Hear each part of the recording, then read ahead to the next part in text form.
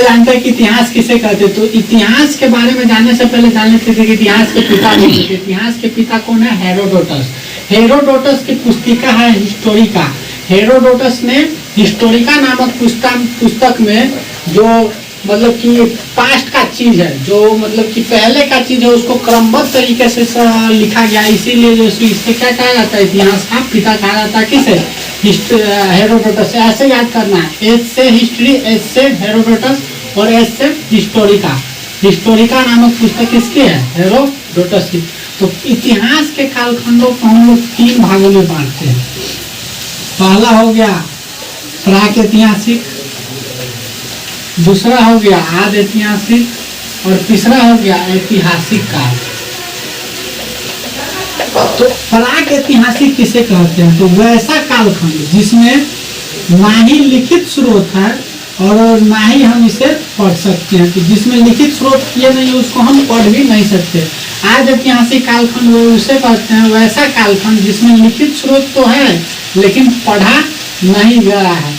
तो इसमें जो है सो किया जाता है पाषाण काल। क्या आ जाता है? पाषाण काल, जिसको हम लोग बोलते हैं स्टोन एज। क्या बोलते हैं? Stone age. और इसमें जो है सो किया जाता है हड़प्पा सभ्यता। हड़प्पा सभ्यता या इसी को बोलते हैं सिंधु घाटी सभ्यता। इसमें मोहनजोदड़ो, हड़प्पा, लोथल ये सब आ जाता है। और ऐतिहासिक काल, इसमें लिखित स्रोत भी है, लिखित स्रोत भी है और इसे हम पढ़ भी सकते हैं। यानी वैसा कालखंड जिसमें लिखित स्रोत भी और पढ़ा भी जा सकता है, उसमें क्या कहते हैं? ऐतिहासिक कालखंड। वैसा कालखंड जिसमें लिखित स्रोत और पढ़ा नहीं जा सकता। आज ऐतिहासिक कालखंड वैसा कालखंड जिसमें ना ही लिखित स्रोत और ना ही पढ़ सकते, उसमें क्या कहते हैं? प्राक ऐतिहासिक कालखंड। तो इसके अंतर्गत आता है वैदिक सभ्यता से लेकर, वैदिक सभ्यता से लेकर अभी तक के कालखंड को हम इसमें रखते हैं। इसमें वैदिक सभ्यता से लेकर अभी तक के कालखंड को हम इसमें क्या कर रहे हैं? रख रहे हैं। जैसे आपसे एक क्वेश्चन है, आप ये बताइए कि जो हमारा कोरोना काल आया था, वो कोरोना काल जो है कौन सा कालखंड में आ जाएगा? प्राक ऐतिहासिक में, आद ऐतिहासिक में, ऐतिहासिक काल में? आप इसका जो है सो कि आंसर कमेंट में जरूर दीजिएगा। उसके बाद हम आप नेक्स्ट वीडियो में बताएंगे कौन से। तो अब इससे आगे बढ़ते हैं। जैसे हमने इसके इतिहास को 3 कालखंडों में बांटा है ना, प्राक ऐतिहासिक काल में आता है ये पाषाण काल। इस पाषाण काल के भी हम लोग 3 कालखंडों में बांट कर क्या करते हैं? पढ़ते हैं। क्या करते हैं? पढ़ते हैं। तो आइए हम इसको आगे बढ़ते हैं। तो जिस तरीके से हमने इतिहास को 3 कालखंडों में बांटा था, उसी तरीके से हम लोग पाषाण काल यानी स्टोन एज को भी 3 कालखंडों में बांटते हैं। पूरा पाषाण काल, मध्य पाषाण काल, नव पाषाण काल। अब पाषाण काल का जो है सो कि जो टाइम पीरियड है, समय जो है सो कि ये होता है जब से मानव की उत्पत्ति हुई है और 3000 BC तक। मानव की उत्पत्ति से 3000 BC तक हम क्या करते हैं? पाषाण काल करते हैं। अब ये आप सोच रही होगा कि BC क्या होता है? BC का मतलब होता है ईसा पूर्व। BC का क्या मतलब होता है? ईसा पूर्व। और AD का मतलब होता है ईस्वी। यानी जो ईसा मसीह के जन्म को हम लोग क्या मान लिया? 0। और ईसा मसीह के जन्म से पहले के कालखंड को क्या बोलते हैं? ईसा पूर्व बोलते हैं। और ईसा मसीह के जन्म के बाद के कालखंड को हम लोग क्या बोलते हैं? ईस्वी। तो आपसे क्वेश्चन है कि अभी हम लोग ईस्वी में जी रहे हैं या ईसा पूर्व में? तो अभी हम लोग ईस्वी में जी रहे हैं। ईसा पूर्व क्या करता है? तो उल्टा चलता है। जैसे यहाँ देखिए कालखंड जो है ना मानव, तो ये जैसे कि 1000 आएगा ईसा पूर्व, 1000 से फिर जैसे कि 600 आएगा, 600 करते करते फिर कैसे आ जाएगा? 0। जैसे हम लोग गिनती करते हैं तो गिनती करते हैं तो कहाँ से स्टार्ट करते हैं? जैसे उल्टा गिनती करना होता है तो 100, 99, 98। तो जो उल्टा गिनती कर रहे हैं ना वो ईसा मसीह के जन्म से पूर्व का। और जो सीधा गिनती जैसे 1, 2, 3, 4 अनंत तक जाते हैं, ये सब किस में आ जाता है? ईस्वी तक। उम्मीद करता हूँ कि आपको समझ में आ रहा होगा। तो चलिए हम आगे बढ़ते हैं बिना देरी किए हुए। तो अब हम लोग बात कर रहे थे पाषाण काल पे। ईसा पूर्व और ईस्वी आपको समझ में आ गया, BC और AD। और ये पाषाण काल का जो एज है ना, ये मानव उत्पत्ति से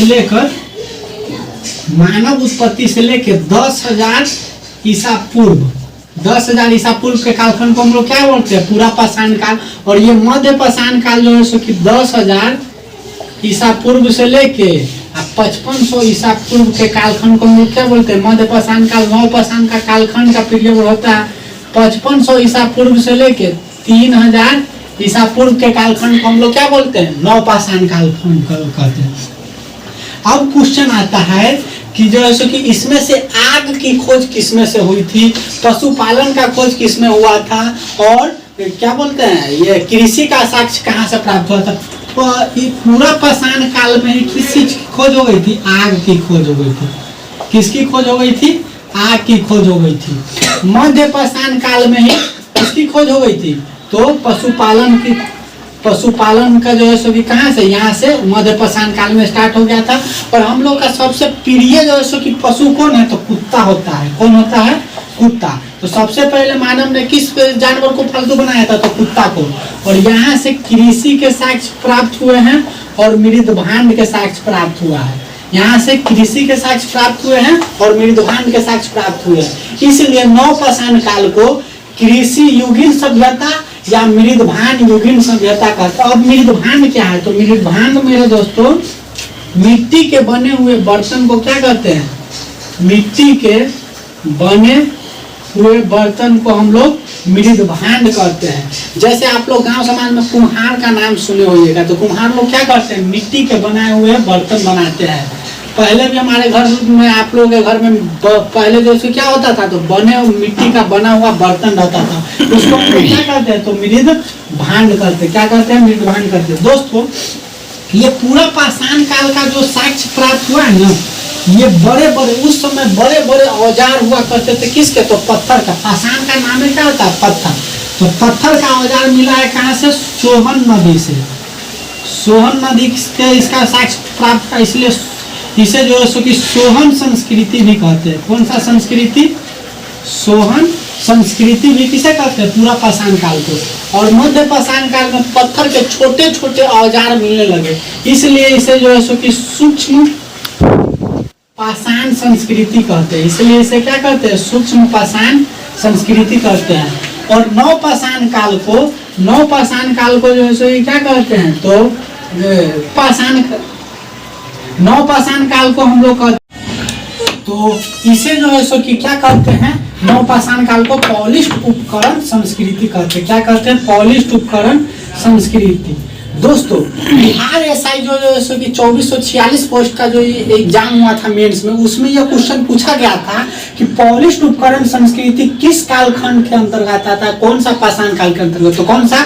नवपाषाण काल। तो जो ये पूछ सकता है तो ये भी पूछ सकता है और ये भी। तो आपको याद रखना है पूरा पाषाण को क्या कहते हैं? सोहन संस्कृति कहते हैं। मध्य पाषाण को सूक्ष्म पाषाण संस्कृति कहते हैं। क्या कहते हैं? सूक्ष्म पाषाण संस्कृति। और नवपाषाण काल को क्या कहते हैं?